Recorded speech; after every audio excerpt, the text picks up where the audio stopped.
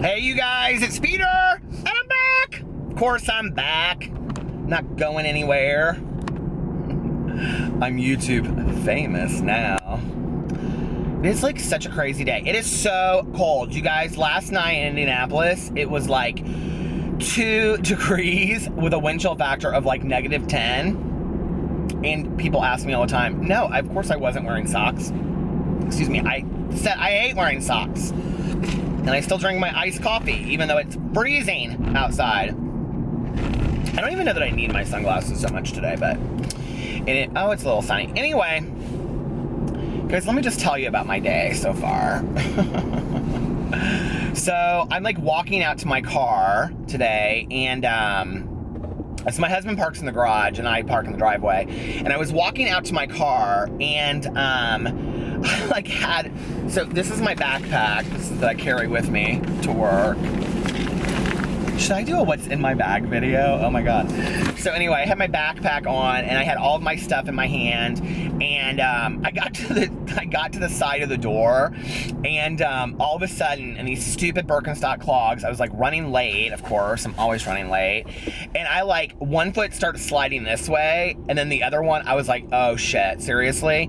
And I like reached for the door, and as I do, like I reached for the door, like literally I was like splits at this point, right? And like nobody wants to see a fat person do splits, and I can't do splits anyway.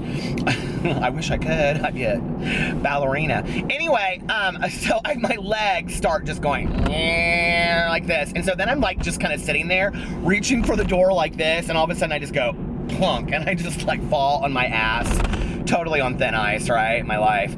Anyway, I was like, and so I just kind of sat there for a second, and it was so funny because I had just talked in my addiction video the other night about how I like fell when I was sitting outside of my car, and it was like such a Charlie Brown's Christmas. Okay, this was not such the same memory. This was, my ass was soaking wet. I thought I looked real cute for the day. I was all excited about my little outfit that I put together because I actually wanted to get dressed nice for once. And there I am sitting my ass on the ground, my feet bloody from getting cut up from the ice. I was like, well, one foot was bloody from getting cut up on the ice. I just was like, oh my god, Peter. Such is life, such is life. So anyway, you guys, the overwhelming response I have received from the last 24 hours has been absolutely amazing, and I'm not going to talk about that, but I just want to say this. The people who's left comments on my videos, including people's names, whether nice or not nice, I'm deleting those comments, okay? I told you, I'm not going to allow anybody's name to be on my videos. I'm trying to do the best to go in there and do that. I don't want anybody dragged in my comment section, period, okay? I'm not okay with that. I'm not down with that. So anyway, but moving forward, a couple people were kind of like, well, what will you do now?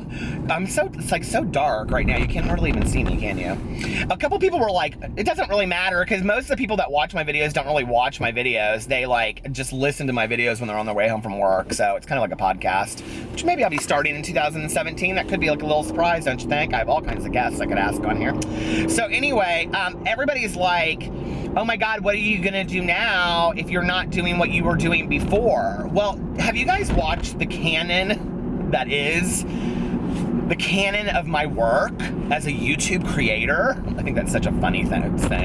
We make videos, okay? We're not creators. We're not like so artistic. I mean, some of us are, but not my videos. I just get on here and talk because that's really all I know to do. But it's like, you know, if you really do look at it as being a creative process, it's like, just because you take the paints away from a painter doesn't make him any less of an artist. He just has to figure out a new medium, right? And if you watch all the videos that I do a lot of videos that have absolutely nothing to do with those kinds of things. Like I read the magazines, I do one of the videos that everybody loved was, oh my god, I'm like totally in a blackout right now. Oh, there, I'm back. One of the videos that people absolutely loved that I did was PP and Peter's Christmas party, dollar store Christmas party. And I'm like, okay, so yeah, like what? And so don't worry, you guys, look at how dark it is. So do not worry about me.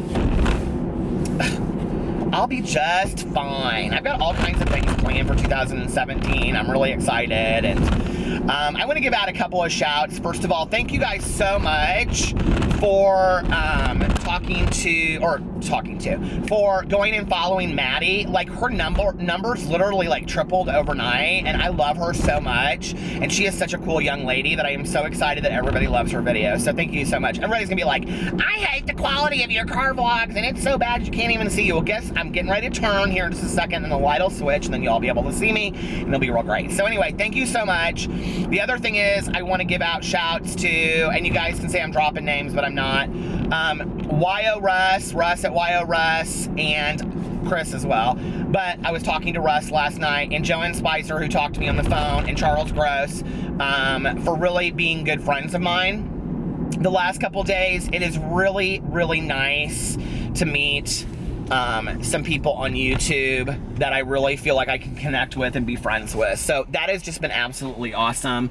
Their channels are just so positive, and they inspire me about what I want to be and what I want to do on my channel. So I think that's really, really cool. And if you guys don't know those channels, YO Russ is a gay couple that lives in Wyoming. They live in Montana now.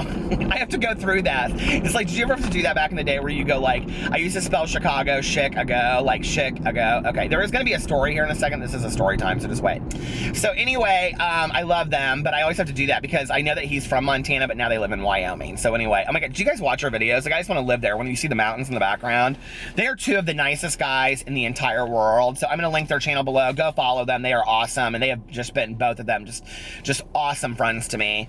And then Joanna Spicer, her videos are so hilarious, and she and I were talking last night on the phone, and just such a good person. And then Maddie, who is a 12-year-old girl that I do videos with on BookTube, and I love her to death. And so thank you guys all so much for going and following her. I just know it's making her Christmas so much greater. So I think to give positive attention to somebody is awesome. But anyway, it was weird because like I was driving into work today, and there's a scene in that I wrote in my book. If you don't know, I'm a writer. I wrote a young adult novel. I just finished another young adult novel, and I'm working on an adult novel. But there was a scene in it when he's talking about, when Danny, the main character, is talking about how he and his brother are walking to school, and it's really, really cold outside. And this is actually a true event that happened in my life. And they look down in this drain ditch, and there's these baby raccoons that are like sitting in there, and they're huddling in the cold because they're so cold, and it's like icing and stuff. And Danny's brother Sam says to him, "I'll never leave you." They're like little in the book. They're like 6 or 7 in the book at that point. And he says, "I'll never leave you," like that to them about the raccoons. I know this is not making any sense, but it reminded me today of this one situation that I had when I was growing up. And so I don't know, I think I must have been in like 1st grade, and the house that I grew up in, my parents built, and it was like back in the woods. There was huge woods behind my house that went on for miles and miles and miles. I know this is going to be hard to believe, but guess what Peter did when he was a little kid? He played in the we called it the creek. We played in the creek, and we made forts out of limbs and mud and all that kind of stuff. And we went searching for crawdads, turning over rocks, looking for crawdads. Did you guys do that? Oh my God, those were so much. So fun. Those were so much the days. So much the days of our lives. So anyway, but I can remember this one winter. I don't even remember who the friend is. I can kind of like see a couple different people that it could have been, but I don't know who it would have been at that time. But anyway, it was like the week of Christmas, and we had really, really, really bad snow. And I remember like one of the things that we would do is we would put on our moon boots. Do you guys remember moon boots? Those big, they're like coming back, but those big, huge moon boots. So we put those moon boots on, and we were gonna like truck through the snow, and we were gonna like follow like animal tracks and stuff. And I remember we got like probably an hour and a half away in these woods from my house, and it was like probably like right now, like 5 or 6 in the evening. It was like dusk, and I remember like he was like, "We should turn back," and I was like, "No," and we were following an animal track. I mean, this is stuff that kids do, right? I can't believe I used to do this and love it, but anyway, and since I don't camp or any of that stuff today, but so anyway, we were following this animal track in the woods because we thought that we would like find their house or something. I don't know. And so we kept on going, and we kept on going. And I remember all of a sudden the animal track ended, and there was like this like tree turned over, and there was all these leaves around it, right? And So my friend was like, oh, he must have gone into his house. And he was like, let's just go back. And it was like, at that point, it was starting to get dark. And I was like, no, because if this is his house, I want to see his house. Always the curious one, right? And so I like reached into this house. And as I did, this old rusted animal trap, like that smacked on and like went around my fingers. I will never, ever forget the pain that I suffered in those moments, okay? I mean, this thing was like rusted and old. I think I ended up having to get some kind of shot for it and everything. I mean, and I literally, like, it was so cold that day. It was like as cold as it is today. And I can remember there was like a little creek that was going by right by me, and we were like literally in the middle of the woods. And my friend just like looked at me. He was like, I don't know what to do. And he was like trying to pry it open, and he got like these limbs, and he was trying to pry it open. And this went on for like a half an hour, and all of a sudden it's like really, really dark. And he was like, I don't know what to do. And he was like, I'm gonna have to go get somebody. And I was like, you can't leave me out here, like out here in the alone. You can't. Like you can't. Somebody will get me. I was terrified. And he was like, Peter, he was like, I have to go get somebody. I can't get this off of you. And I was like, okay. So my parents must have been still been married at that time. So that would have been, they got separated when I was like in first grade. So it must have been first grade, because I can remember he went home to get my dad. And I sat there for probably, because they drove back. This was like all backed around a golf course. They drove back on the golf course and got me, and it was like an hour later. And I remember just sitting out there. And it was so still, and I could hear like the creek going by. And I can remember seeing like some squirrels come by and kind of just look at me. And I remember at one point I just kind of sat up against the tree branch, or the tree that was like turned over, that was like supposedly his animal's house, but it was really a hidden trap. And I just sat there, and it was like so peaceful. It was like, to this day, like one of the most most peaceful moments of my entire life. I don't know if you've ever had moments like that. I remember years later that I read this study of this guy, that he was going around the world and he was trying to find this goes off of the whole idea of, if a tree falls in the woods and there's no one around to hear it, doesn't make a sound. But he had gone around the world trying to find the largest space of silence in the world, and he had like these ways to measure it. But anyway, I didn't know that at the time. And I remember just sitting there and like looking around, and at some point my fear turned to absolute comfort. I don't know if you've ever felt that way. I can tell you that like in the moments before my mom passed away, there was a period where my fear turned to comfort. And a lot of people ask me about my fear of dying, because like they'll say, oh, they have a fear of dying. You've mentioned that in your videos. And for quite some time, I had a huge fear of dying. I was terrified to die, right? Like I could lay in bed at night and have my anxiety go to the point where I would say, well, what if when we die, there's nothing? There's just blackness forever and forever and forever and forever. And I was terrified of it, right? And that would like keep me awake for hours. I do not know what it is about my mom's passing that brought me serenity and peace and an understanding of death as a process of life, that I found comfort in death, and I found comfort in endings through her death. But in the moments that I sat in the hospital with her, you know, the hours before she passed away, the night before my mom passed away, I went into the hospital and I had a conversation with her. I mean, she was in a coma, so she didn't know. Although I do believe that sometimes they know. And I kind of said some last things to her, and you know, you've always been a great mom. And my mom got sober 6 months after I did, and I forgave her for always thinking that she was a bad mom. I forgave her for her drinking, and you know, told her that we all try to just do the best job that we can do on earth. But anyway, I remember sitting in this chair next to her hospital bed that night and looking outside, and at just what a clear night it was. And it was very much like that moment of the woods when I was sitting there and it was just silent and peaceful, and all of a sudden my fear turned to comfort. And I think that that's such an awesome place in life, and I've really felt that in the last 24 hours when your fear turns to comfort, and you all of a sudden you know what the right thing to do is. And I knew in that moment in the woods that the right thing to do was just wait and trust the process.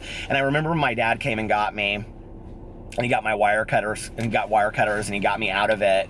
And just what safety I felt in being rescued in that moment. It was just such an awesome moment. And it was weird. I haven't thought about that like in years, you know? And falling on that ice today brought back this wonderful memory of not of being trapped in this animal trap, but of like that moment of peace, that moment of serenity that you feel like once you've gone through this horrible moment, and you can actually just kind of sit and relax and go, wow, you know?